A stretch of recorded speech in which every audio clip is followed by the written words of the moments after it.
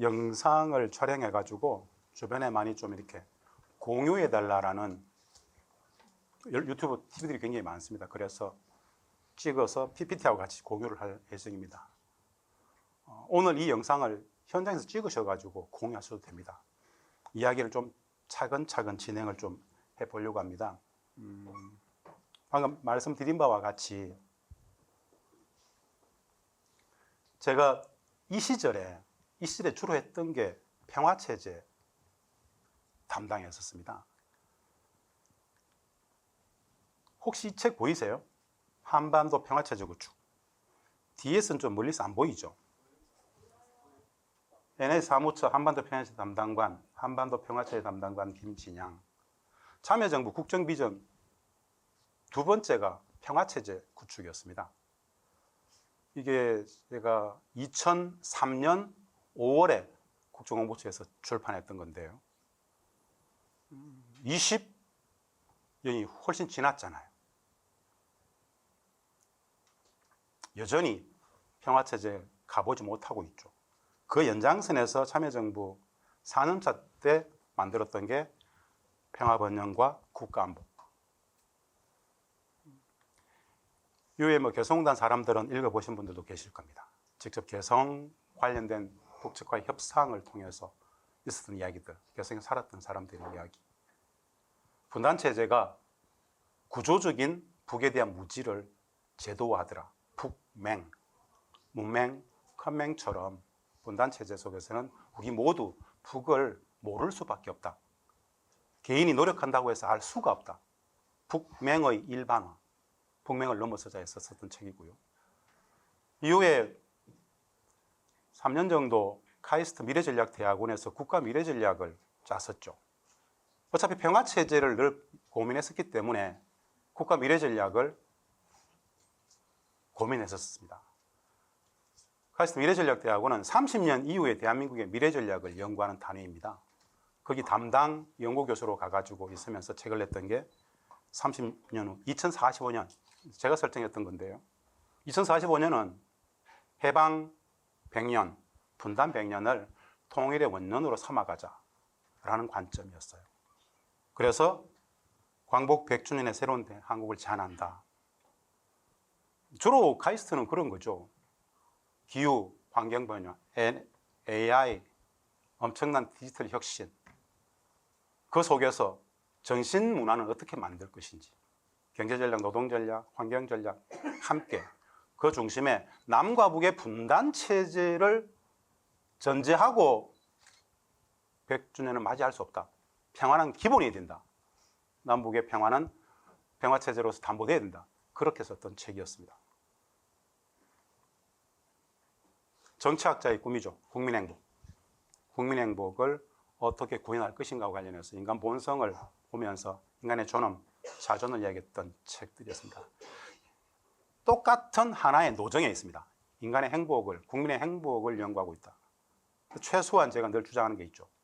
전쟁도 끝나지 않은 땅에서 전쟁은 좀 끝내야 될 거 아니냐. 최소한 전쟁은 끝내야 될 거 아니냐. 전쟁이 끝나지 않은 땅에서 평화를 담보하지 않고 국민행복을 이야기하는 것은 말도 안 된다. 그래서 오늘 이 이야기도 2025년 올해의 한반도 평화 실천 전략을 나누는 그런 자리입니다. 한번 지혜를 나눈다 생각하시고요. 이야기들 계속 좀 디벨롭 했으면 좋겠습니다. 광복 80년, 분단 80년입니다. 혹 아십니까? 을사늑약 120일이라는 거. 한국의 정치사를 전공했기 때문에 저는 늘 동학에서부터 봅니다. 한국의 근대사의 첫 출발을 저는 근대혁명의 첫 출발을 저는 동학으로 봅니다. 갑오 농민혁명부터 청일전쟁. 그래서 세 가지 테마를 가지고 쭉 이 기조를 잡아가려고 합니다. 전쟁을 끝내고 제발 좀 평화를 실현하자. 제발. 전쟁 상태가 국민 불행의 구조적 근원이다. 평화를 토대로 통일로 나아가자. 장기적인 과제죠. 멀리 나아가야 될 겁니다. 평화를 담보해야 될 것입니다. 그리고 남북의 통일로 비로소 독립을 완성하자. 수많은 독립운동지사들이 꿈꿨던 분단은 통일되지 않으면 그건 독립이 아니라 그랬죠. 통일운동이 독립운동이라고 얘기했습니다. 그 연장선에서 이 이야기들을 일목요연하게 전체 PPT 올 발표의 기조에 깔고 있습니다. 여러분, 120년 전 을사늑약은 지금도 현재 진행형이다 라는 것에 대해서 동의를 하십니까? 동의가 될 수도 있고 안 될 수도 있습니다. 정치사를 전공한 학자 입장에서 저는 피가 맺히는 이야기입니다. 100% 현재 진행형이다. 이 이야기만 하더라도 우리는 끝없는 밤새 이야기를 해야 되죠. 분단은 총체적 국가 비정상, 국민 불행의 근원이더라. 우리는 분단을 살아갑니다. 아직도 전쟁 체제를 살아요. 을사늑약, 식민, 분단, 이 모든 전쟁 체제 하나의 공통점이 있죠. 외세의 패권 전략이라는 거. 완벽히. 다만 우리는 일상 속에서 이 외세의 패권 전략을 이해하지 못합니다. 잘 들여다보지 못해요. 아무도 이야기하지 않기 때문에. 문제의 본질은 전 여기에 있다고 봅니다. 제 강의를 들으신 분들은 다 아시죠. 한반도의 분단은 완벽히 기획되어졌다. 2차 세계대전의 전범국가 저 독일을 분단시켰던 것처럼 전범국가 일본을 분단시켰어야 되는데 일본은 분단을 피했고 그 희생양으로 조선의 분단이 만들어졌다. 그 한반도의 분단이라는 것은 일제가 기획하고 미국이 밀어붙였다. 아무도 이야기하지 않는 역사입니다. 일제가 기획하고 미국이 밀어붙였다. 45년 7월 포츠담 회담에서의 일본 4분할 합의는 지켜지지 않았습니다. 얄타에서처럼 독일을 분할했던 것처럼 포츠담에서는 일본의 4분할을 합의했음에도 불구하고 일본의 강계 속에서 일본 전체는 미국이 가져가고 조선의 38도선을 중심으로 가른다. 피눈물 나는 이야기임에도 불구하고 우리 국민들이 못 배우고 있다는 역사죠. 다시 분단의 본질을 봅니다. 전쟁 체제, 적대 체제, 끝없는 외세의 패권 전략의 연장선에 있더라. 어떻습니까, 여러분? 정치학자 입장에서는 이것처럼 적나라하게 맞는 그림이 없습니다. 정치학자 입장인데요. 근데 우리 국민들은 이 그림을 이해할 수 있을까요? 용납하지 않을 겁니다. 가당찮은 소리라고 얘기할 거예요. 왜 을사늑약은 현재 진행인가? 단순화시켜 보겠습니다. 1894년 동학혁명이 있었을 때 일본은 청나라에게 전쟁을 벌여서 조선에서 청일전쟁을 벌였죠. 일본은 트릭으로 청나라에게 조선의 39도선을 중심으로 나눠 먹자고 이야기했었죠. 우리가 모르는 역사입니다. 딱 10년이 지났습니다. 1904년 로열 전쟁이 발생하죠. 다시 일본은 영국의 강계 속에서 러시아에게 38도선을 가지고 조선을 나눠 먹자고 제안했었죠. 그러면서 영국과 일본은 비밀 협상을 했죠. 영국은 조선에 대한 일본의 식민 지배를 용인한다. 대신에 일본은 인도에 대한 영국의 식민 지배를 용인한다. 나눠 먹었죠. 딱 1년 후에 1905년 카스라 태프트 밀약은 어떻습니까? 미국은 조선에 대한 일본의 식민 지배를 용인한다. 대신에 일본은 필리핀에 대한 미국의 식민 지배를 용인한다. 카스라 태프트 밀약 나눠 먹었죠. 그해 1905년 카스라 태프트 밀약, 1904년에 영일 비밀 협약, 이 두 건이 있었기 때문에 이토 히로부미는 을사늑약을 밀어붙였던 겁니다. 1905년 우리의 국권은 그렇게 뺏겼죠. 120년 전의 역사가 아닙니다. 지금도 마찬가지죠. 이 단순한 이야기를 우리는 왜 일상 속에서, 제도교육 속에서 가르치지 않을까요? 분단체제. 어떤 체제일까요? 끝끝내 이 체제는 구조적으로 반민주일 수밖에 없죠. 국가의 주인, 국민을 주인으로 섬기지 않죠. 진실을 공유하지 않죠. 문제의 본질을 공유하면 대한민국 국민들은 용납하지 않겠죠. 한번 문제 제기를 던져보겠습니다. 이 문제를 풀 수 있는 해법입니다. 남북은 왜 적이죠? 남북은 왜 적입니까? 전쟁 중이기 때문이죠. 휴전협정 체제. 전쟁을 끝내지 못했죠. 제가 늘 던지는 근본 질문입니다. 남북이 적이기 때문에 전쟁 중입니까? 전쟁 중이기 때문에 적입니까? 우리 다 잘 알죠. 전쟁 중이기 때문에 적입니다. 전쟁을 끝내면 되잖아요. 전쟁을 끝내는 문제가 있습니다. 그걸 바로 종전이라고 합니다. 종전. 종전하면 되잖아요. 왜 종전을 못합니까? 최소한 전쟁은 끝내야 되지 않습니까? 평화는 국민 주권이잖아요. 5천만 국민의 기본 생존권적인 주권입니다. 그런데 우리는 지난 80년간 이 전쟁을 못 끝내고 있습니다. 가장 가까이 있었던 2018년 4.27 판문점선언. 문재인 대통령과 김정은 위원장은 올해 안에 종전선언하고 평화협정 체결하자고 약속했지 않습니까? 실천되지 않았어요. 왜 못했습니까? 미국의 네오콘들이, 미국의 군사복합체, 여하간에 미국이 반대했잖아요. 이것이 분단의 본질이죠. 국민 불행의 구조적 근원은 전쟁체제, 남북의 적대 관계인데 그것을 구조적으로 강요하는 체제는 미국의 패권이잖아요. 그런데 왜 이 이야기를 안 합니까? 해봐야 되겠나? 이런 겁니까? 인식이 정확해야 분석과 대책이 정확할 수 있죠. 그래야 정책 실패가 되지 않죠. 너무 명료한 이야기입니다. 여긴 트릭이 없습니다. 외면해서 될 문제가 아니죠. 여하간에 이 문제의식을 명확히 한번 가져보자는 이야기입니다. 그러면 해법을 찾아보자는 거예요. 당위만 이야기할 것이 아닙니다. 해법도 이야기할 겁니다. 문제의 본질이죠. 두 번째, 군사 독재, 지긋지긋했던 박정희, 전두환, 노태우 그 군사 독재, 21세기 대명천재, 검찰 독재, 이 반민주 독재는 왜 이렇게 계속 악순환됩니까? 근본 이유가 뭡니까?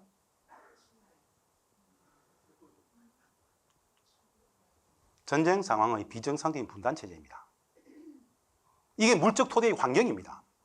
이것을 환경으로 말씀하셨던 그 많은 불합리들이, 말도 안 되는 기득권 체제들이 작동되는 것이죠. 또 한번 보겠습니다. 헌법으로 부정유린하잖아요. 국가보안법. 국가보안법 왜 작동 중입니까? 헌법이 악법이라 그래요.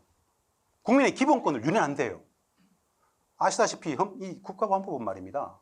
일제시대 때 치안유지법, 사회안전법, 말도 안 되는 그것을 개정했죠. 최초 이거 나왔을 때 아무리 길어도 2개월, 3개월 한시법으로 나왔던 게 국가보안법입니다. 그런데 대한민국에서 가장 오래된 법령입니다. 이게 왜 작동될까요? 여전히 분단체제 때문에. 이 전쟁체 유지법입니다. 안보를 한번 보겠습니다. 안보. 우리는 안보. 평화를 위한 안보잖아요. 안보를 위한 평화가 아닙니다. 평화가 목적이고 안보는 수단이에요. 안보의 적극적 구현, 적극적 안보의 구현이 평화 상태입니다. 즉 안보가 필요 없는 상황. 평화를 위한 안보인데 말입니다. 우리가 이야기하는 안보는 어떤 건지 아세요? 평화를 깨는 안보예요. 안보만 이야기할수록 평화를 깬단 말입니다.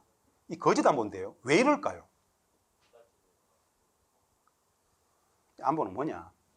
전쟁 체제, 분단 체제를 지키겠다는 안보입니다. 국민 불행을 구조화하는 안보예요. 전쟁 체제를 계속 지키겠다, 강요하는 안보란 말입니다. 적극적 안보에 의한 평화를 만들어야 되죠. 이 또한 마찬가지로 불합리죠. 주한미군은 왜 존재하죠? 대한민국의 군사력은 어느 정도 세계에서 몇 위 정도 됩니까? 대한민국 국방력, 군사력. 여하간에 뭐 압도적이죠. 세계 10위권 안에는 확실히 있습니다.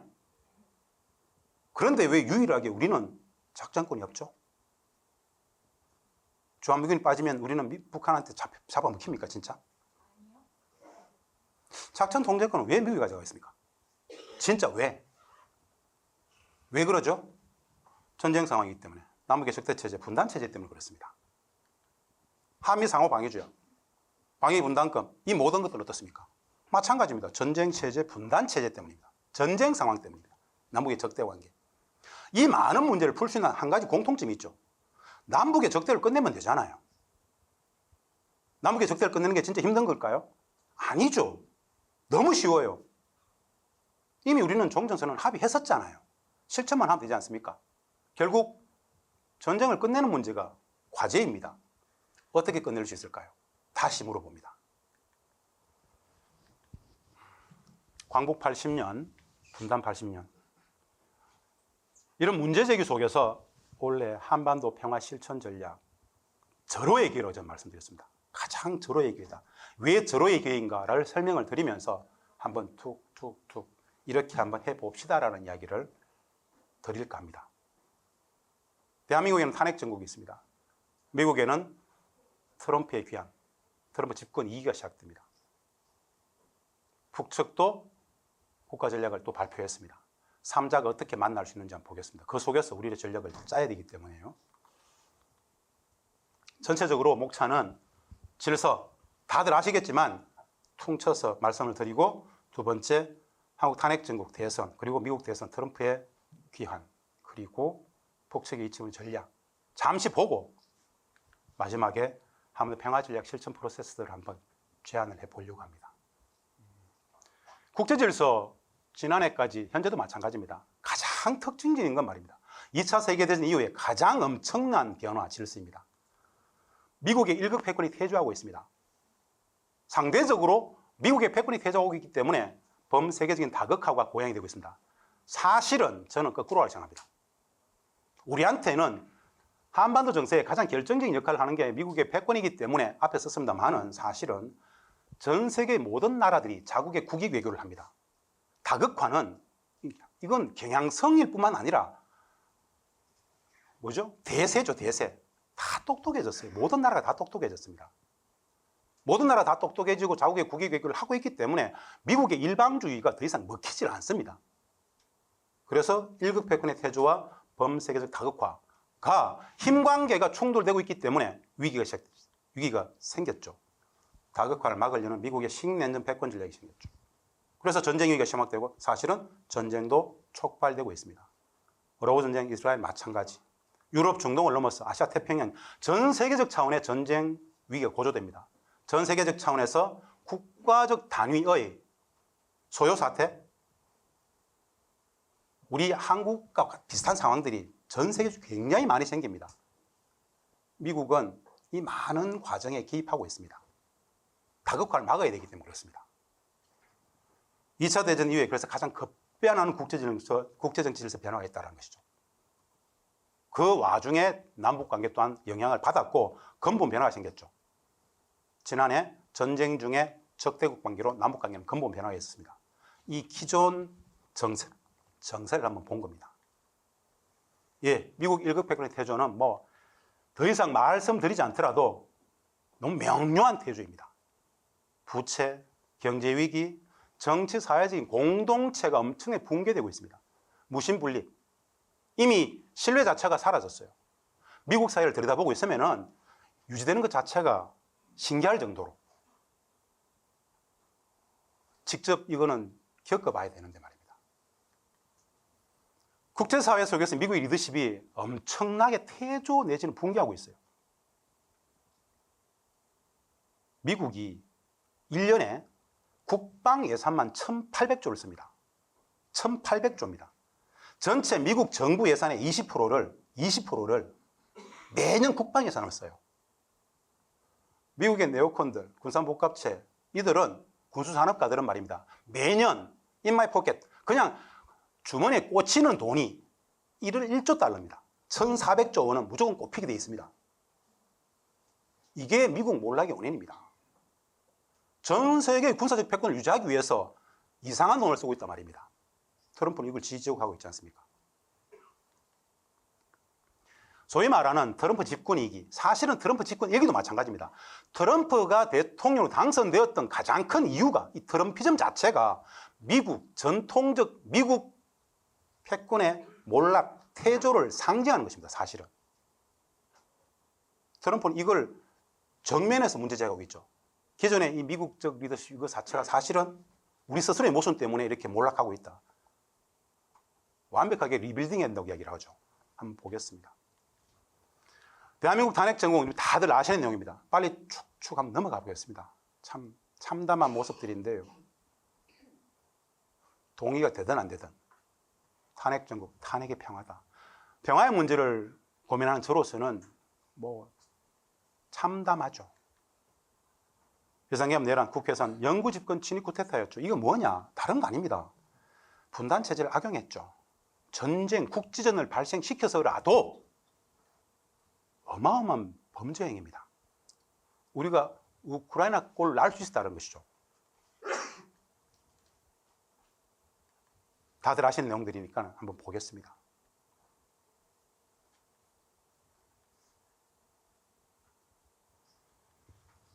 네. 다들 보셨을 겁니다. 다들 아시는 내용이고요. 오늘 원점 타격 지시.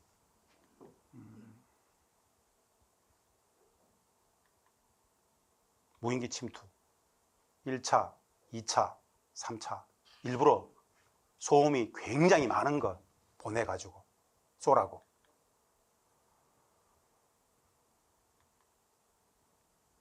윤석열 대통령이 직접 지시라고 이야기하죠. 국군의 날 행사에 나왔던 거 그대로 보냈습니다. 신원식 국방부 장관 시절에 갔던 그 그대로예요. 그래서 결국 북은 이렇게 나왔죠.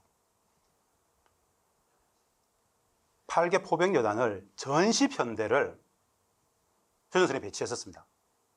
민정경찰을 다 뒤로 빼고 전시 상황을 간주하고 휴전선에 투입시켰었어요. 그러면서 다시 출하면 전쟁이라고 그랬죠. 진짜 살떨리는 행위였습니다. 이게 어떤 의미인지 몰라요. 그래서 마지막에 그랬죠. 모든 책임은 미국이 져라. 미국이 져라. 미국은 이 상황에서 발끈할 수밖에 없었죠. 진짜 뜨겁죠. 미국 본토도 위험하지 않습니까? 그래서 군이 동원되어지는 그런 상황들은 막았죠. 결국. 많은 것들, 즉 분단 체제를 악용했다는 겁니다. 전쟁 위기로 몰아갔다는 것이죠. 참여정부 당시에 저는 마지막 군 인사를 담당했던 인사비서를 했던 시절이 있죠. 국군 정보사. 뭐 하는 곳인 줄 알죠? 여러분 혹시 어린 시절에 삐라 많이 주워봤습니까? 삐라 주워가면은 학교에서 선생님이 잘했다고 공책도 주고 연필도 주잖아요. 삐라 주워봤습니까? 그 삐라는 누가 뿌렸습니까? 아십니까? 국군 정보사가 뿌리는 겁니다. 아무도 몰라요. 그런 짓을 하는 것 자체를. 전국에 다 뿌려져 있습니다, 그거. 진짜 간첩들이 많아가지고 간첩들이 와서 뿌렸을까요? 그만큼 우리는 순진했죠. 제주에서도, 부산에서도, 경남에서도, 제 고향 경북 달성에서도 부대 주변, 동사무소 주변에 가면 항상 있어요. 그거 가서 공책 받았잖아요. 부기된 특기층들을 고취하면서. 그게 정보사가 하는 역할이란 말입니다. 뭐죠? 분단체제를 유지하는 것. 적대적 분단체를 유지하는 것. 이제는 암살까지. 쉽잖아요. 쉽잖아요. 북측의 소행을 몰아가면 되지 않습니까? 소설에나 나올 법한 이야기들이 2025년 현재에도 이렇게 버젓이 재현됐단 말입니다. 성공했으면 많이 죽었겠죠. 수장될 수도 있었겠죠. 많이 끌려갔겠죠. 이 자리도 없었겠죠. 살떨리는 이야기죠. 더글래스 맥그리건 이렇게 얘기합니다. 젤렌스키처럼 되고 싶었던 윤석열이다. 이 맥그리건은 말입니다. 트럼프 일기 때 국방장관의 고문이었어요. 저 독일 대사 지명됐다가 민주당에 반대 철회됐죠. 젤렌스키는 미국의 지원을 받아서 독재자 되었는데 유니온 했던 게 바로 그거다. 무서운 이야기죠. 그리고 한번 보겠습니다. 맥그리가 어떤 이야기를 하는지. 미국은 쿠데타를 사실 알고 있었다. 미 정부와 주한 미 대사가 주한 미군과 함께 이런 일이 일어나길 기다리며 가능한 방법으로 지냈을 수 있음을 시사하는 많은 증거가 있다. 참 참담한 이야기입니다. 미국은 이래서는 안 되잖아요. 이것은 이 비상계엄은 한반도에 미국이 지속적인 통제를 공고히 하는 것으로 미국이 잠재적으로 환영할 만한 일이었다. 성공했으면 말입니다.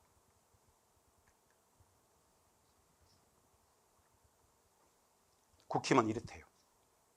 우리가 그냥 그러려니 했던 이야기들을 적나라하게 대놓고 합니다. 본질을 들여다보자는 이야기입니다. 본질을.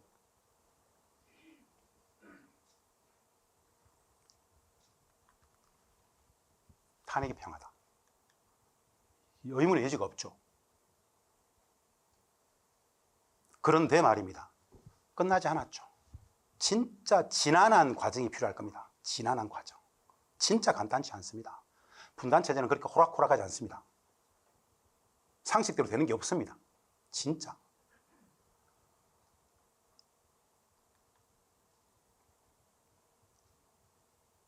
국민주권, 민주주의 완전 승리를 위해서는 남북의 적대 분단을 넘어서야 된다. 윤석열, 박근혜. 이 악순환의 근원은 윤석열 바꾼다고 바뀌어질까요? 저는 진짜 믿지 않습니다. 분단체제를 넘어서지 않는 한 제2, 제3의 윤석열은 진짜 많이 준비되어 있다. 항상 준비되어 있다. 분단의 전쟁체제의 평화를 실현해야 된다. 어렵지 않다고 저는 봅니다. 근본 과제는 이 악순환의 분단 전쟁 체제를 극복해야 된다는 거. 어떻습니까? 민주개혁정부가 수립되면 남북관계는 복원됩니까? 아니요. 만만치 않습니다. 그런데 우리가 잘하면 됩니다. 우리가 잘하면 됩니다. 진심으로. 절호의 기회가 오고 있으니까요. 어려울 것 같은데 잘 될 것 같아요. 우리만 잘하면. 그 우리가 잘할 수 있는 지점을 찾자는 겁니다. 예, 미국 트럼프 얘기한 이제 한번 잘 보겠습니다. 왜 트럼프가 우리에게 기회일 수 있는지. 사진 빨리 넘길까요? 예.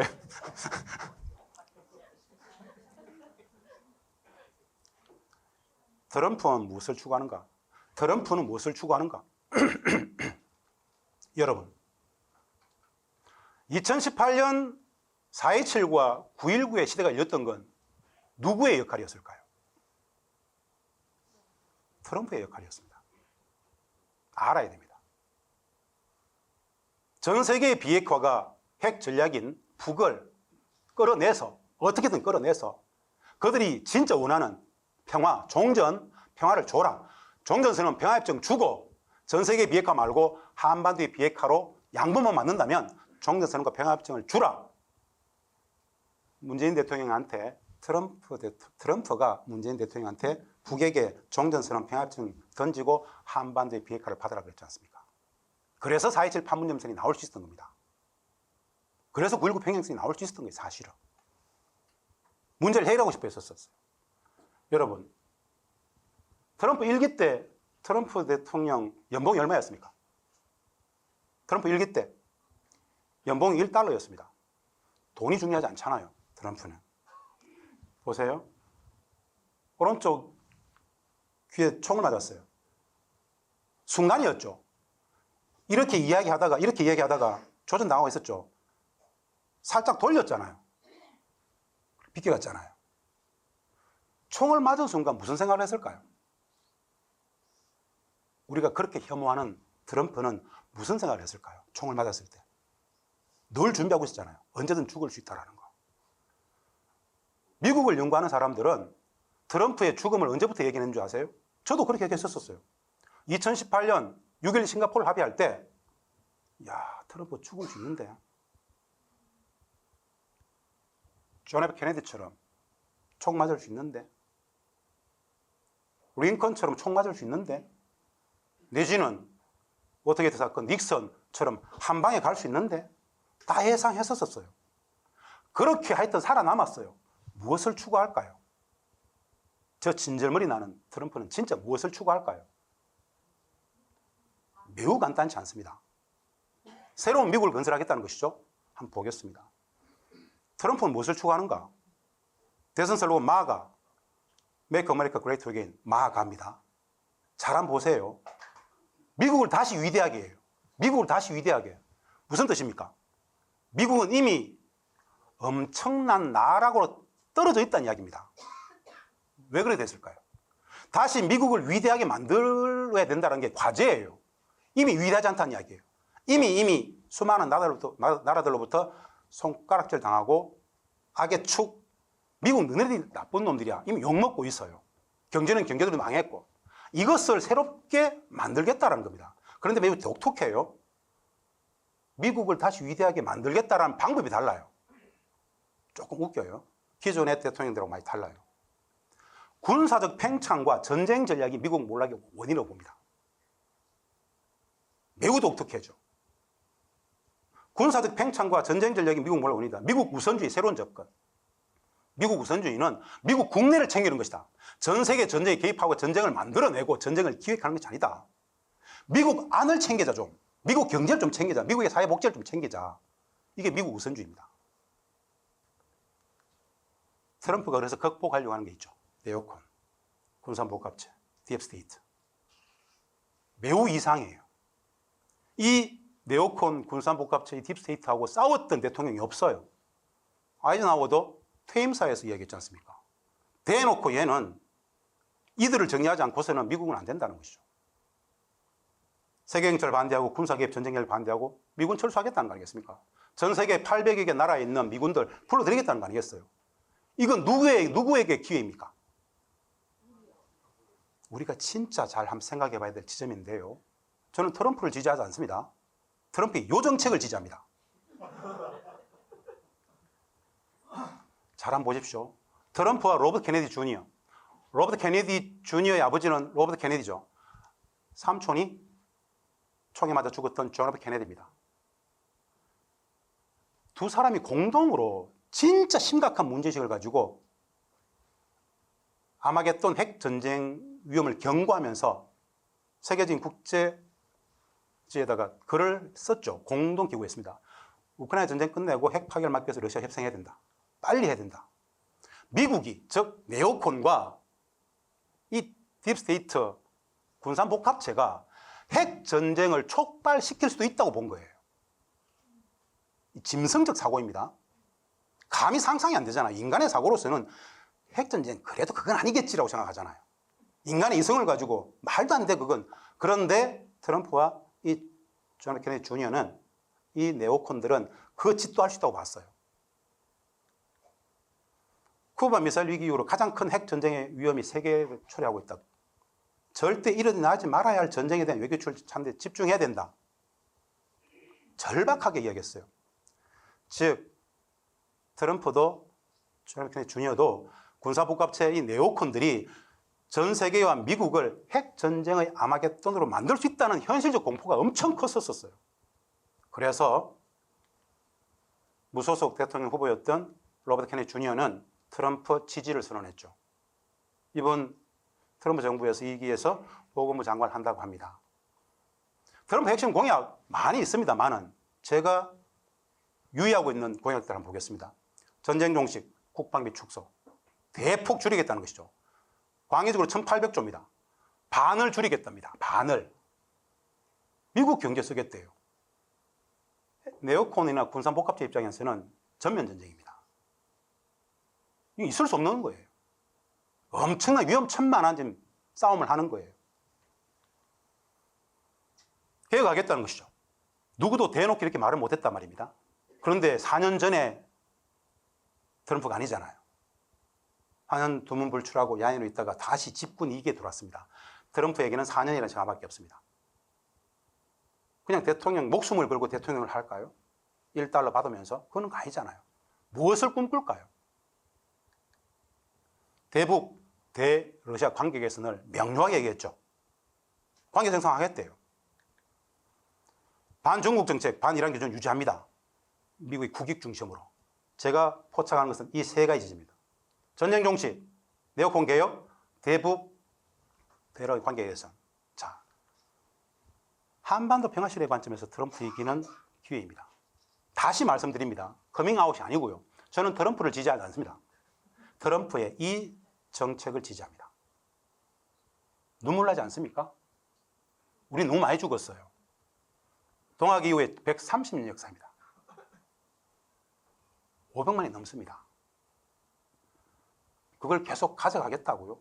말도 안 되잖아요. 용서할 수가 없죠. 분단체제. 독특한 건 이 트럼프는 북측에 대해서 아주 독특한 인식을 갖고 있어요. 트럼프가 공식적으로 김정은에 대해서 평가했던 것들인데요. 이 자리에 있는 문경환 실장이 어딘가에 적었더라고요. 그대로 가서 따와봤어요. 트럼프는 김정은을 이렇게 평가합니다. 매우 영리하다. 강하고 절대적인 지도자. 위대한 협상가다. 아주 전략적이다. 정말 현명하다. 자신의 조국을 매우 사랑한다. 자기 국민을 위해 협상하고 있다. 트럼프의 눈에 비친 김정은입니다. 이런 말을 함부로 하면 안 되죠. 입에 담기가 좀 그래요. 여기는 국가보안법 체제가 있지 않습니까? 괜히 내가 소개를 하고 싶어도 입에 담아서는 안 될 이야기 같아요. 트럼프는 저렇게 본다는 이야기입니다. 진짜 트럼프는 무슨 생각을 할까요? 핵을 가진 김정은 위원장과도 매우 좋은 관계였다. 이거 한번 보세요. 특별한 편지를 받았다. 역사적 편지다. 아름다운 예술작품이다. 얘는 진짜 사랑하는 것 같아요. 왜 이럴까요? 우리의 보편적인 상식에는 있을 수 없는 이야기를 하고 있잖아요. 지난 대선 내내 이 사진을 들고 다니면서 대선 캠페인을 했습니다. 그러면서 내가 그나마 김정은과 그렇게 만났기 때문에 미국 본토가 북으로부터 핵 공격 안 받았다고 얘기했어요. 미국 대통령 후보가 대통령 연설을 하면서 내가 그렇게 김정은하고 친했기 때문에 북으로부터 핵 공격 안 받았다고 이야기한 거예요. 이런 정신세계를 이해할 수 있습니까? 근데 엄존하는 현실이잖아요. 즉 미국에게 북은 뭡니까? 공포의 대상이잖아요. 우리는 미국이 북을 공포의 대상으로 간주한다는 자체에 대한 인식이 없어요. 미국도 북을 아주 쎄하게 볼 거라고 생각하죠. 아니죠. 엄존하는 질서잖아요.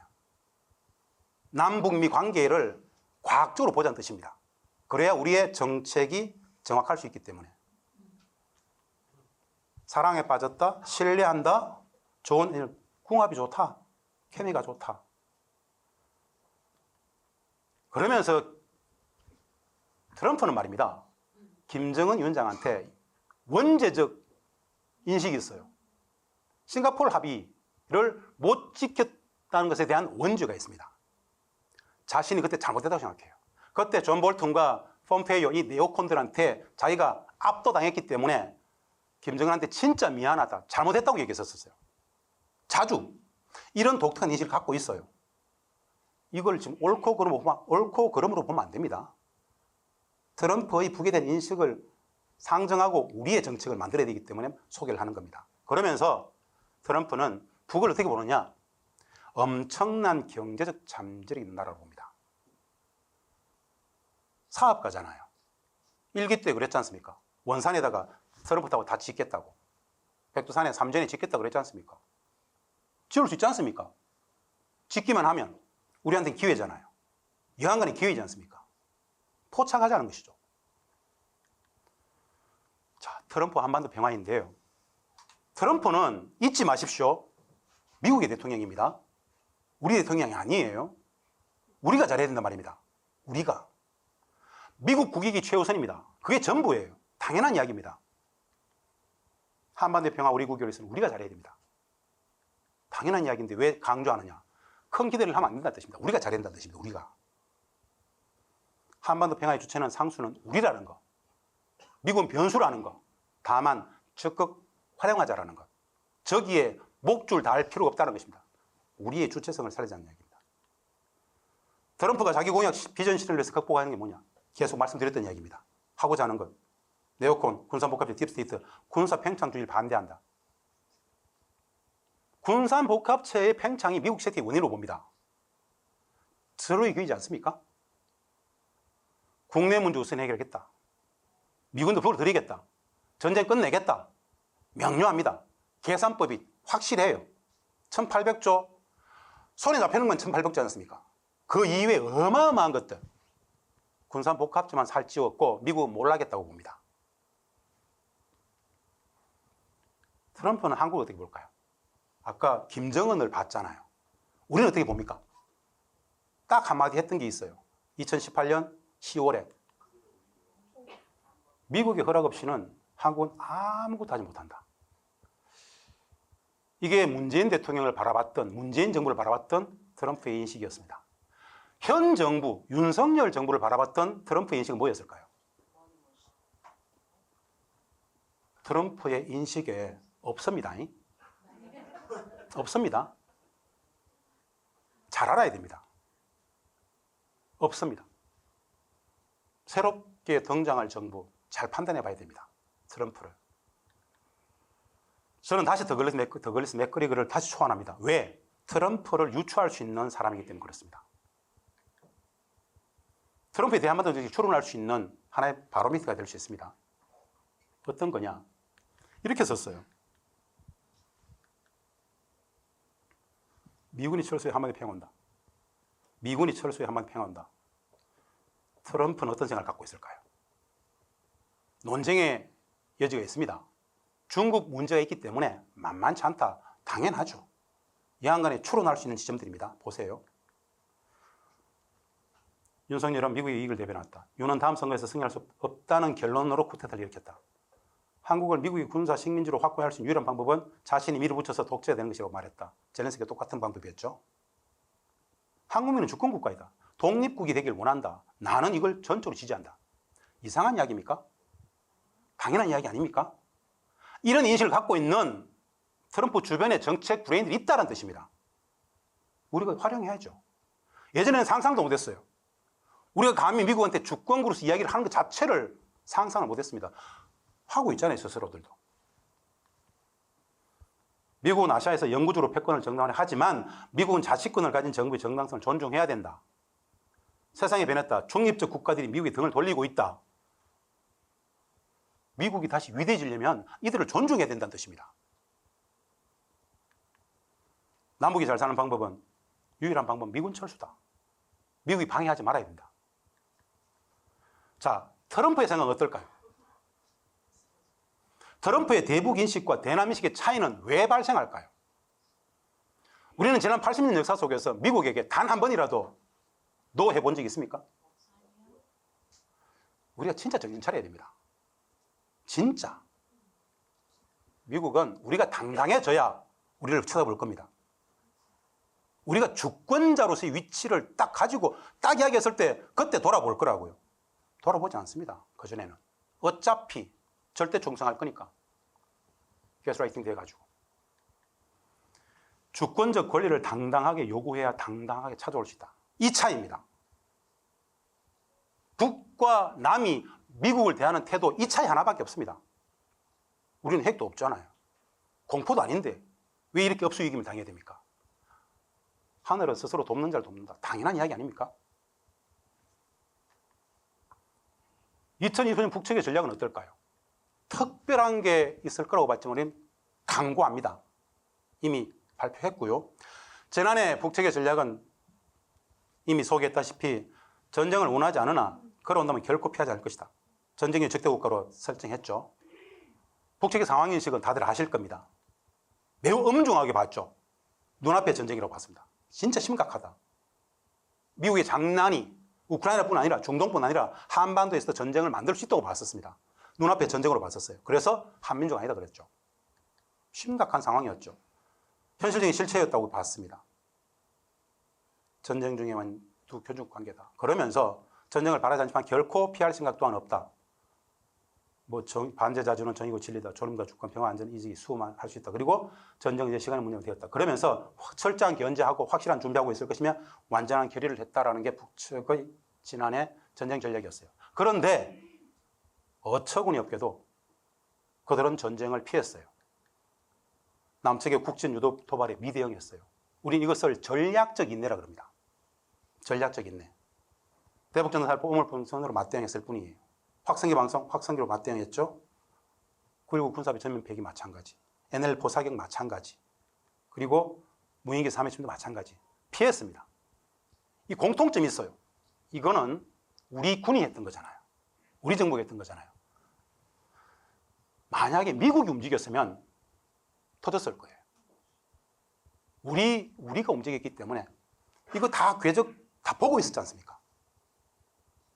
미대응이었어요. 2025년 올해 북측의 대전략은 말입니다. 간단합니다. 똑같은 기조에 있는데요. 북한 전문가들끼리는 하는 이야기입니다. 사회주의 전면적 발전의 박차를 계속 가하는 것. 자의적 국방력 건설, 사회적 성과가 있었다. 국가 경제 전반 장성 추이가 확고하다. 지방 발전체 가져가겠다. 쭉 일상적인 안보를 명확하게 토대를 가진 측면 속에서 가진 토대 위에서 사회주의 강성대국으로 계속 가겠다는 겁니다. 사회주의 경제발전 계획에 충실하겠다는 겁니다. 독특한 표현인데요. 정의로운 다극세계 건설에서 북은 말입니다. 강력한 자주 역량으로서의 국제적 지위를 확고히 했다고 얘기하고 있어요. 이미 자신들의 지위는 예전과는 너무 다르다고 봐요. 다극화의 최천병으로 봅니다. 자신들의 위치가 그렇다는 거예요. 미국을 어떻게 봤는지 아세요? 트럼프가 들어옵니다. 그건 미국이 딱 결정이 지었습니다. 미국은 반공을 변함없는 국시로 삼고 있는 가장 반동적인 국가적 실체라고 봤어요. 기존의 정면 돌파전에 기조하고 다른 게 전혀 없습니다. 트럼프에 대한 개인적 판단은 달라요. 그러나 미국이라는 실체와 관련해서는 명료하게 변함이 없습니다. 그러면서 미일한 동맹을 침략적인 핵군사불로 팽창을 하고 있고 그 속에서 우리를 어떻게 보느냐. 우리를 이렇게 한마디 나왔어요. 한마디. 대한민국이 미국의 철저한 반공 전초기지로 전락된 현실. 이 속에서 자신들이 할 수 있는 것은 명백하다고 봅니다. 우리가 자신들이 어떤 방향으로 나가야 하면 무엇을 해야 하는지를 명백히 제시한다. 이 조건을 봤어요. 미국을 이렇게 보겠다는 것이고 우리를 이렇게 보겠다는 뜻입니다. 아, 북은 변함이 없구나. 그러면서 결론이 뭐죠? 최강경 대미 대응 전략을 천명했어요. 우리에 대한 전략은 없습니다. 대응하지 않겠다는 거예요. 이건 무슨 뜻인지 아세요? 고려의 대상이 아니라는 뜻입니다. 참담한 이야기입니다.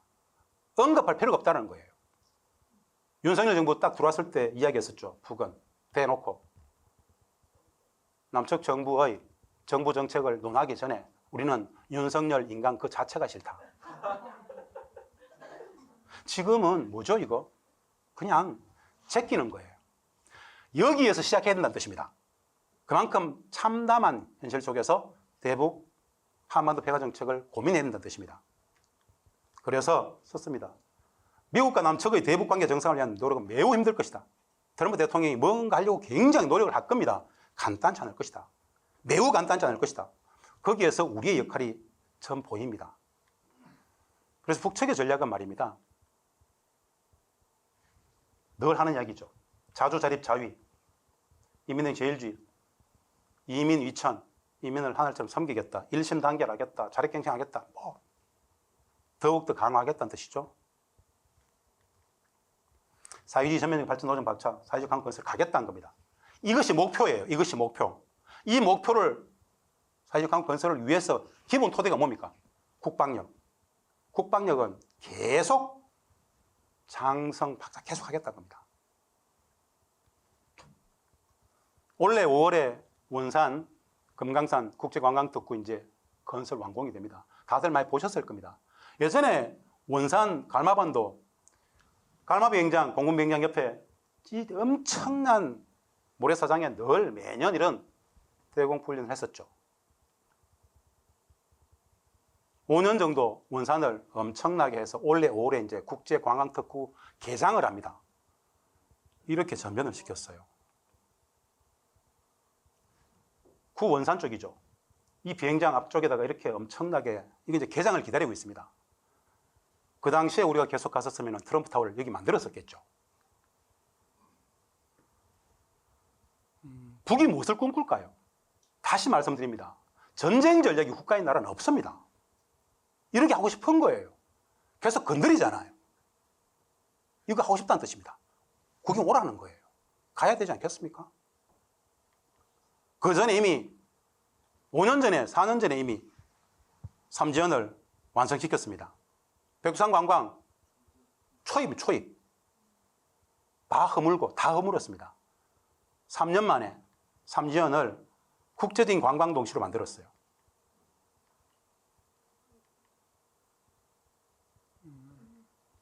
20 곱하기 10은 뭐냐? 매년 20개 시군구를 10년 동안 전국의 수많은 농촌 지역들을 이렇게 만들어버리겠다는 겁니다. 어디에서 힘이 나올까요? 우리는 매일매일 받아들이는 뉴스란 것은 헐벗고 굶주리고 여전히 경제는 힘들고 늘 그런 거짓들을 눈에 가슴에 안고 삽니다. 분단체제는 북맹일 수밖에 없죠. 북이 꿈꾸는 것은 말입니다. 잘 살겠다는 겁니다. 우리도 마찬가지잖아요. 접점을 찾아야 되겠죠. 자, 탄핵 정국을 봤습니다. 여하간에 새로운 정부가 들어설 겁니다. 잘해야 되겠죠. 미국의 트럼프 집권 2기가 1월 20일에 시작됩니다. 북의 전략은 나와 있습니다. 3자를 봤습니다. 우리는 무엇을 해야 될까요? 분석하고 관객이 돼가지고 봄이 오겠나 뭐 이런 이야기를 해야 됩니까? 어떻게 봄을 만들 것인가? 무엇을 할 것인가? 어떻게 롤플레이를 직접 내가 주체적인 역할을 할 것인가? 그 고민을 해보자는 이야기인데요. 자, 다시 기본입니다. 평화는 국민주권입니다. 남의 이야기 아닙니다. 국가의 책무이고 우리의 주권자의 권리이자 의무이죠. 남의 이야기 아니죠. 당면 전쟁 위 극복은 이거밖에 없습니다. 일단은 기조가 그렇게 간다라면은 차기 정부는 말입니다. 대한민국은 자주 독립국가다. 대한민국 민주공화국이다. 라고 이야기할 수 있어야 됩니다. 누구에게? 누구에게라도. 미국에게. 트럼프이기 때문에 매우 반갑게 맞이할 것이다.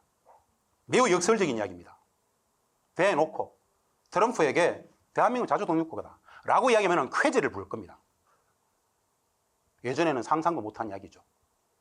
왜 이걸 상상도 못하느냐? 20년 전이긴 합니다만은 청와대에 있을 때 한반도 평화제 담당관 남북한 국장 시절에 한미 SCM이라든가 한미 협상 들어갈 때마다 미국 애들은 우리를 협상의 파트너로 보지 않았어요. 엄존하는 현실이죠. 지금은 이제 달라지죠. 우리가 강성해진 것도 있고요. 남북한 신뢰회복 전략 기본이죠. 기본입니다. 원론적인 얘기입니다만 보십시오. 약속을 지키고 합의를 실행하겠다. 이거 다른 거 아닙니다. 6.15, 14, 4.27, 9.19 역대 정부 했던 거 묵묵히 지키겠다. 묵묵히 실천하겠다. 우리 스스로의 신뢰를 회복해야 됩니다. 대북 정책 만들 거 없습니다. 저는 대북 정책 말 자체를 없앴으면 좋겠어요. 한반도 평화 정책은 우리 정책입니다. 우리 내부의 적대를, 우리 내부의 대북 적대의식 제도 문화 우리가 스스로 쇄신해야 됩니다. 우리 안의 정책입니다. 불평등 한미 관계, 이게 이제 마지막 지점입니다. 신뢰 회복하고 미국 관계 정상화하는 건데요. 당연히 이게 목적입니다.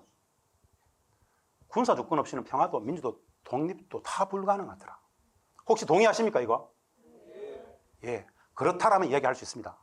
군사 조건이 없이는 평화, 민주 꿈꿀 수 없습니다. 독립이 안 됐는데 무슨 저 기조 속에서 우리의 역할이 있습니다. 자, 한번 보겠습니다. 저는 네 가지를 이야기합니다. 네 가지를 어떻게 풀 것인가를 말씀드리는 겁니다. 말씀드렸던 남북 합의, 우리 사회 내부의 대북 적대의식 청산 노력을 해야 된다. 민족애를 복원해야 됩니다. 민족애. 왜 이 말씀을 드리느냐? 북이 했던 이야기가 있어요. 북이 했던 이야기가 뭔지 아세요? 전쟁 중에 적대국 관계라고 그랬죠. 민족성이 거세된 남측하고는 아무것도 안 하겠다고 했습니다. 지난 80년 체제를 돌아보니까는 남측은 이미 북에 대해서 한 민족, 한 형제자매, 한 동포로 보지 않는다. 민족성이 다 거세되었기 때문에 우리도 한 민족을 보지 않겠다는 뜻이었어요. 해답은 나와 있잖아요. 이 민족성을 우리 스스로가 복원하면 됩니다. 그럼 한 민족이 되는 겁니다. 그래서 우리 스스로가 민족의 동포성을 복원하자. 민족은 부정할 수 없다는 기초 속에서 우리가 잘해야 된다는 뜻입니다. 우리 스스로. 그래서 첫 번째, 남북 합의 이런 것들을 남측이 스스로 묵묵히 실천하면 됩니다. 그러면서 저는 남북 교류협력을 전면 차단했던 오이사 조치 있죠. 2010년 5월 24일 날 통일부 장관이 나와가지고 오늘부로 모든 걸 전면 차단했던 오이사 조치 해제를 선언하면 됩니다. 이 오이사 조치 해제는 상징적인 겁니다. 북을 적대하지 않겠다라는 상징적 표현입니다. 그리고 민간의 북측에 대한 교류협력 모든 것들을 처벌하지 않겠다는 겁니다. 마음껏 만나라. 제3국인 어디든 마음껏 만나라. 처벌하지 않겠다. 그리고 민에게 맡기면 됩니다. 그러면 사업 승인들 승인 안 하고 그냥 신고하고 마음껏 해라. 풀어놓으면 됩니다. 알아서 풀 것이다. 민의 힘으로. 그리고 우리 내부 스스로의 적대 제도 의식, 청산 노력. 이런 것들. 어려울까요? 어려울까요? 이 조건이 있습니다. 이거는 1, 2, 3, 4는 선차의 문제가 아닙니다. 선차의 문제가 아닙니다. 제일 먼저 할 수 있는 것, 우리 정부가 새로 민주개혁정부 들어오면 제일 먼저 할 수 있는 건 1번일 겁니다. 이거 같이 가는 건데요. 북미관계 정상화 지원. 트럼프의 핵심 공약 우리 다 봤죠? 그 북미관계 정상화를 지원하겠다는 겁니다. 지원. 어떻게? 좀 이따 보겠습니다. 그리고 가장 핵심에 하나의 분수령이 있습니다. 분수령. 종전. 남북, 미중 4자의 종전선언이든 혹은 남북의 종전이든 저는 이게 터닝포인트의 한 지점이라고 봅니다. 종전선언. 적대를 청산하는, 끝났다고 선언해버리는 것. 남북적인 근본 환경입니다. 물적 토대를 청산하자는 건데요. 그리고 이 토대로 불평등 한미 관계를 조정하자는 겁니다. 이 네 가지는 말입니다. 신압으로 쭉 트럼프이기 때문에 가능한 것들입니다. 트럼프도 말은 안 하지만 속으로 쾌재를 부를 수 있습니다. 쾌재를 부를 수 있습니다. 트럼프의 아주 요긴한 가려운 곳을 우리가 긁어주는 것일 수 있습니다. 한번 보겠습니다. 남북 간 약속을 지켜 합의는 실천한다. 이거는 민주평화개혁정부가 들어섰을 때 해야 될 일들입니다. 4.27, 9.19선 약속 합의가 지켜지지 못한 것은 진솔한 유감평이 필요합니다. 해야 됩니다. 우리끼리라도 해야 됩니다. 우리가 안 지켰잖아요. 해야 됩니다. 신뢰의 첫 출발입니다. 무너진 남북의 신뢰 회복을 위해서 우리 스스로 하는 일부터 묵묵히 차근차근 실천하면 됩니다. 누가 보라고 하지 말고 우리 스스로. 이건 진정성입니다. 저는 북측 사람들 좀 압니다. 북측의 전략을 좀 압니다. 인간의 정, 사랑, 신뢰 이런 거 좋아합니다. 기브 앤 테이크, 비즈니스, 계약, 합의 굉장히 싫어합니다. 진정성 있는 태도를 좋아합니다. 뭔가 진짜 해보겠다라는 거. 수많은 협상을 하면서 가졌던 기본 인식입니다. 근데 이 똑같은 거 아닙니까? 남북교류협력 일반교류 전면 전에서 오이사 조치 해제, 전면 허용 마음껏 하라. 정부는 관여하지 않겠다. 불허하지 않겠다. 마음껏 해보라. 자, 첫 번째였습니다. 자, 4.27 판문점선언 보시겠습니다. 진짜 많았습니다. 전면이 획기적인 개선들. 하나도 못했습니다. 하나도 못했습니다. 9.19 평양선언 보겠습니다. 5.1 영라도 경기장 다들 기억나시죠? 북측이 민족의 화해와 평화를 얼마나 갈망하고 있는지 절실히 확인하였습니다. 문재인 대통령이 이렇게 연설을 했어요. 북이 민족의 화해와 평화를 얼마나 갈망하고 있는지 절실히 확인하였다. 라고 이야기했지 않습니까? 그러면 쭉 갔었어야죠.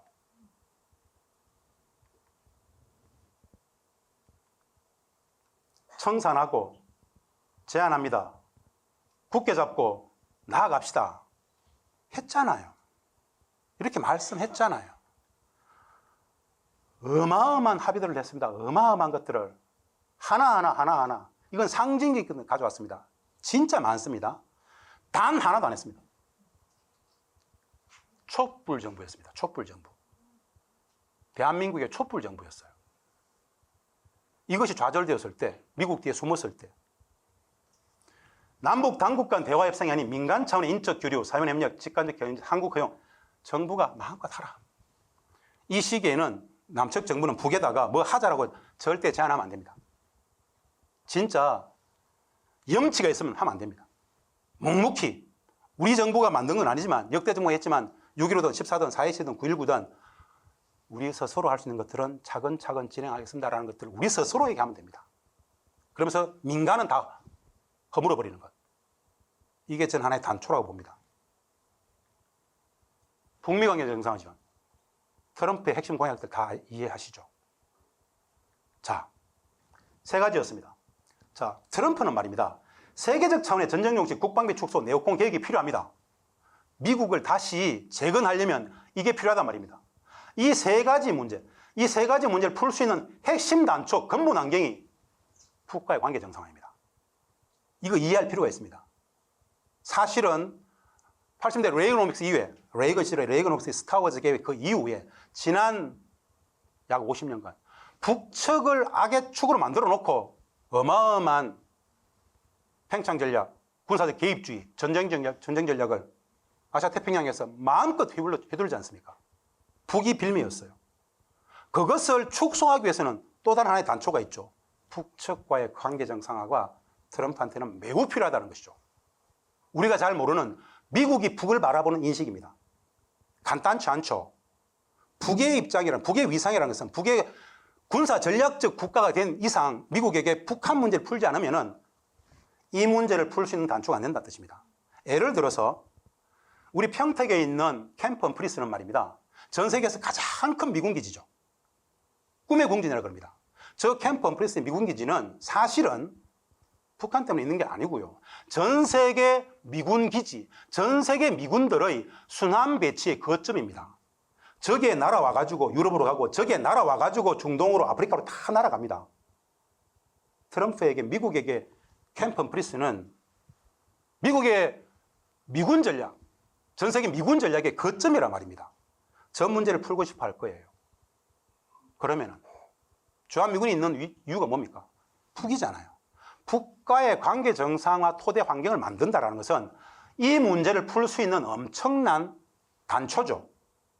트럼프 입장에서는 그렇단 말입니다. 이 지점을 우리가 안다면, 포착한다면 도와줘야 되겠죠. 도와줘야 되지 않겠습니까? 절실합니다, 트럼프는. 그렇다면 북한과의 관계 정상화가 핵심입니다. 북의 전략적 지위가 그래요. 북미관계 정상화는 그래서 한반도 평화의 결정적 환경이 될 수 있죠. 우리는 적극 지원해야 되죠. 전쟁을 끝낼 수 있는. 이렇게 한번 써봤습니다. 쉽습니다. 평화 전략을 짜는 것은 그냥 써보면 됩니다. 트럼프 대통령의 대북관계 정상화 비전, 싱가포르 합의 미술 유관 표명하면 됩니다. 저는 진짜 트럼프 대통령한테 이야기해주고 싶어요. 너 진짜 미국 북측하고 관계 정상하고 싶니? 진짜? 이렇게 한번 해봐. 진짜 한번 해봐. 관계적 적대성산 설명하면서 비핵화 정책 유관 표명은 어떨까요? 발상의 전환이 필요합니다. 트럼프는 예전에 말입니다. 15년 전에 이미 나한테 맡기면 비핵화 할 수 있는데, 비핵화 문제 풀 수 있는데 그랬었어요. 비핵화 정책 유관 표명 지금으로서는 상상이 안 되죠. 상상이 안 될 겁니다. 근데 트럼프가 비핵화 조건을 만들어주지 않고 계속 비핵화를 요구했다, 북에 대해서. 그건 사실은 북에 대해서 국가안보를 포기한 요구였다. 미안하다. 진짜 조미 간의 평화가 오면 핵 문제는 사라진다. 북과의 진짜 평화를 원한다. 전쟁 적대 끝내자. 진짜 트럼프가 북과의 전쟁 적대를 끝내기 위해서 그럴까요? 아니면 네오콘, 딥스테이트, 국방비 축소, 이 미국의 개혁을 위해서 필요한 거죠, 사실 이건. 전쟁 중이 되면 저기다. 종전하자. 친구가 되자. 적군 친구가 되자. 종전하자. 당신이 그렇게 치고 나가면 위험하지만 이 문제를 풀지 않고서는 안 된다. 기조가 될 수 있다. 기조. 두 번째. 필요하다면 남북한 정도 마찬가지입니다. 좀 더 설명하겠습니다. 말에는 실천이죠. 북이 원하는 것. 말하지 마라. 실천해봐라. 미국 스스로 적대기를 철회하면 됩니다. 우리 잘 알잖아요. 북을 적으로 상대하는 한미군사를 철회. 안 하면 되잖아요. 트럼프는 옛날에 분명히 얘기했었습니다. 왜 괌에서 전투기 떠가지고 그 멀리 날아가가지고 4시간 동안 날아가가지고 군산에다가 막 군사 폭격하고 왜 다시 돌아가는지 이 미친 짓을 왜 하는지 모르겠다고 그랬었어요. 트럼프 1기 대통령 선거 나와가지고 왜 괌에 있는 미군기가 떠가지고 한반도가 날아가가지고 군산에 폭격하고 왜 다시 돌아오는지 그 미친 짓을 왜 하는지 모르겠다라고 얘기했거든요. 그 돈이 얼마인 줄 아냐? 그 돈을 미국 경제에 쓰자고 그랬었어요. 그런데 미국의 군산복합체는 그렇게 해야 그 전쟁 비용, 그 훈련 비용이 군산복합체 인마이 포켓이 되지 않겠습니까? 이 싸움입니다. 자, 트럼프는 하겠다는 거잖아요. 맞아 들어갈 수 있죠. 전쟁 훈련 그만해라 좀. 항공모함 한 번 나가는데 수억 달러 깨진다. 나가지 마라 좀. 아주 이상한 대통령이에요. 우리한테는 기회죠. 그러면서 미주 한인 교포들 엄청나게 많죠. 사실은 미국에 있는 우리 재미 교포분들의 한국 방문을 막은 게 트럼프였습니다. 결자 해지해야 되죠. 관계 정상화 측면에서 자기가 마음껏 역할할 수 있도록 이들의 역할이 진짜 크다라는 것이죠. 그리고 민생, 인도주 분야 제재 우선 철회 등 각종 제재 해야죠. 트럼프는 이것이 목적이 아니라 큰 그림을 그리기 위해서 우리가 이렇게 설득해주면 되죠. 도와주는 거죠. 이렇게 해야 된다. 그러면 된다. 조미 신뢰관계 구체 제도화, 조미 교류협력, 경제협력 실천. 트럼프에게 혹하는 이야기죠. 미국 북에 투자, 조미 경협, 관광, 물류, 교통, 제조업, 자원 문제 뭐든 트럼프가 대놓고 말입니다. 미국 경제가 어렵다. 북의 경제 점이 상당하다. 미국은 북과 함께 경제 부흥을 원한다라고 툭 던지면 어떻게 할까요? 저는 북이 미국을 도와줄 수 있을 거라고 봅니다. 이 발상 자체가 아주 웃깁니까? 시대착오적입니까? 세상의 변화를 한번 보자는 것이죠. 트럼프이기 때문에 이런 이야기들을 해줄 수 있다는 거예요. 트럼프가 이 중에 얼마나 많이 할 수 있을지 모르겠습니다만은 이런 기조이면 북은 당신을 만나줄 것이다. 이 기조 정도는 돼야 된다. 그러지 않고서는 절대 당신은 평양 못 간다. 못 만난다. 할 수 있겠느냐? 라고 우리가 옆에서 얘기해 줄 수 있다는 겁니다. 이것을 지원해 줄 수 있다는 것이죠. 이 이야기들을. 종전은 하나의 분수령을 그랬죠. 종전은 전쟁과 적대의 종식입니다. 한반도 평화 시작이죠. 4.27 판문점 선언과 6.12 싱가포르 합의 약속이었어요. 약속은 지키고 합의는 실천하겠다. 관련해서 제가 꼭 드리고 싶은 말씀이 이 종전입니다. 북미 정상회담 6.12 싱가포르 합의에 트럼프는 약속을 해줬잖아요. 이거 지키고 싶어 할 겁니다. 트럼프는 하고 싶어 할 거예요. 생각도 있단 말입니다. 여기가 반대하든 뭐하든 추진하고 싶은 마음이 있을 겁니다. 이게 되어야 내공 계획이 된다고 볼 겁니다. 국방이 축소가 된다고 볼 거예요. 기회죠. 도와줄 수 있어야 되겠죠. 마찬가지. 자, 보십시오. 트럼프가 조건 없는 사자 종전선 제안을 할 수 있습니다. 트럼프 주도로. 근데 이게 만약에 말입니다. 트럼프가 네오콘들이 눈치가 보이고 이랬을 때 우리가 도와줄 수 있는 한 가지가 있어요. 남북 당사자 종전선언입니다. 왜 그런가? 많은 사람들은 남북 당사자 종전선언에 대해서 실효성을 믿질 않아요. 휴전협정 조인 주체가 우리가 아닌데 우리가 이게 말이 되나라고 이야기하죠. 그런데 잘 보실 필요가 있습니다. 왜 이게 트럼프한테 큰 선물일 수 있느냐? 트럼프는 일을 할 수 있어요. 이걸 할 수 있도록 도와주면 돼요, 우리도. 안 될 경우에 남북 당사자 종전선언은 뭐냐? 우리가 53년 7.27 휴전협정의 조인 주체가 아닌 것은, 서명 당사자가 아닌 것은 당시 이승만 대통령이 휴전에 반대했기 때문에 참여하지 못했던 겁니다. 참여하지 않았던 거예요. 그래서 사실은 남과 북은 휴전도 한 적이 없습니다. 남북은 휴전도 한 적이 없어요. 다만 미국이 전작권을 갖고 있었기 때문에 독자적인 전쟁 수행 능력이 우리 대한민국은 없었습니다. 그래서 전쟁이 없었던 거예요. 그래서 남과 북은 휴전협정과 관계없이 남북 당사자 간의 종전선언을 할 수 있습니다. 그러면 트럼프 입장에서는 한반도 땅에서 저 당사자들이 전쟁을 끝낸 마당에 굳이 왜? 라는 입장이 될 수 있죠. 그러면은 트럼프 입장에서는 의회 설득이라든가 군산복합체 이 많은 장애들을 넘지 않고도 당사자들이 했네. 그러면은 우리가 트럼프한테 줄 수 있는 선물입니다. 제가 왜 이 이야기를 하느냐? 여러분, 1안도, 2안도 가장 소극적인 게 누굴 것 같습니까? 1, 2에 대해서 아무 관심 없는 나라가 있어요. 남북미 중에 누굴 것 같습니까? 북입니다. 북은 웃기고 있네. 이렇게 할 겁니다. 총전 웃기고 있네. 예전에 하지. 뭐 했냐 지금까지. 너들 안 믿어. 라는 입장이에요. 남북미 중에 종전선언이 가장 필요한 나라가 어딜 것 같습니까? 우리잖아요. 우린 호구잖아요. 호구 지금. 미국한테 다 뜯기고 있지 않습니까? 주권이 없잖아요. 주권 없잖아요. 주한미군 주둔군 지었죠. 방위비, 전자권, 한미 상호 방위조약, 구조적 호구의 조건이 전쟁 상황이지 않습니까? 우리가 정상성을 회복하려면 우리가 가장 필요한 게 종전선언이죠. 종전이 되어야만 그 많은 미국과의 관계 정상화들을 추진할 수 있죠. 그래서 저는 원포인트 정상회담. 북은 원한다면 이걸 원할 거예요. 미국 안 믿지만 진짜 노력한다라면 그래, 좋다, 하자.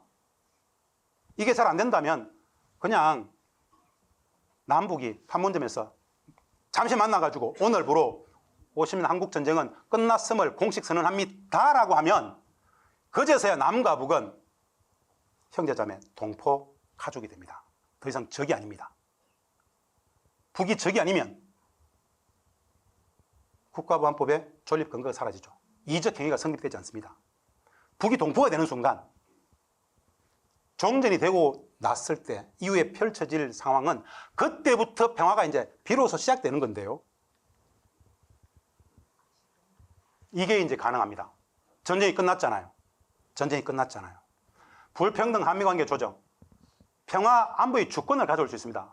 불평등 한미관계를 정리할 수 있어요. 작동권, 주한미군 주둔군 지휘협정, 한미 상호 방위조약 방위비 등 보세요. 작동권은 말입니다. 작동권 한수의 전제가 바로 이 종전입니다. 왜 이 말씀을 드리느냐? 우리가 전작권을, 작동권을 준 이유가 있어요. 이승만의 서신입니다.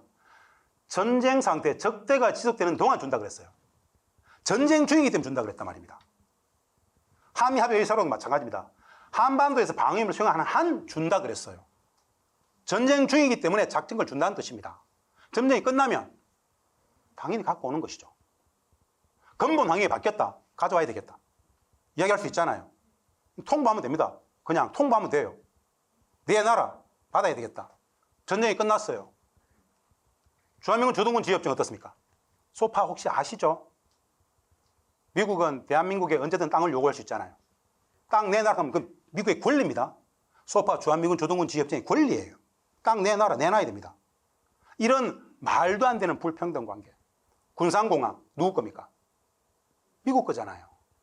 군산공항을 이용하는 칼, 아시아나, 미국이 다 돈 내놔야 되잖아요. 그게 바로 소파란 말입니다. 국가의 주권이 없잖아요. 그 많은 것들, 전쟁 상태, 적대 관계이기 때문에 우리가 물어야 되는 말도 안 되는 호구짓이지 않습니까? 전쟁이 끝났다. 이제 이거 정상화하자. 라고 이야기하면 안 됩니까? 해야죠. 전쟁이 끝났기 때문에. 그 전쟁이 끝났기 때문에 방위비도, 한미상호 방위비도 다 전쟁 상태의 종식이 이 근본 문제를 풀 수 있는 전제 조건입니다. 전쟁이 끝나지 않은 마당에 민주개혁 평화정부가 들어서가지고 작전권 주세요, 이거 주세요, 주세요 하면 줍니까? 그렇게 접근하면 안 된다는 뜻입니다. 근본 환경, 물적 토대를 바꿔놓고 내놔라. 게임 끝났잖아요. 그때 비로소 정상성을 회복할 수 있다는 뜻입니다. 모두가 맞물려 있죠. 어렵지 않아요. 분단 8년 역사에서 최고 절호의 기회입니다. 왜? 트럼프가 아주 이상한 대통령이 세계적 다극화와 미국 패권의 태주가 있어요. 이건 경향성입니다. 트럼프 전략과 조화가 돼요. K촛불도 K민주주의도 대한민국 국민의 힘이 최고 강성한 시기입니다. 이 기세로, 촛불의 힘으로 윤석열 대전 정부 이후의 과정 속에서 신압으로 쭉 맞닥뜨려진다. 다극화, 트럼프의 집권. 우리가 이 기조 속에서 똑똑하게 굴면 80년 분단 역사, 오역에 찬 을사늑약 120년 역사를 비로소 극복할 수 있다라는 말씀을 드리면서 제 8제를 마치겠습니다. 고맙습니다. 감사합니다.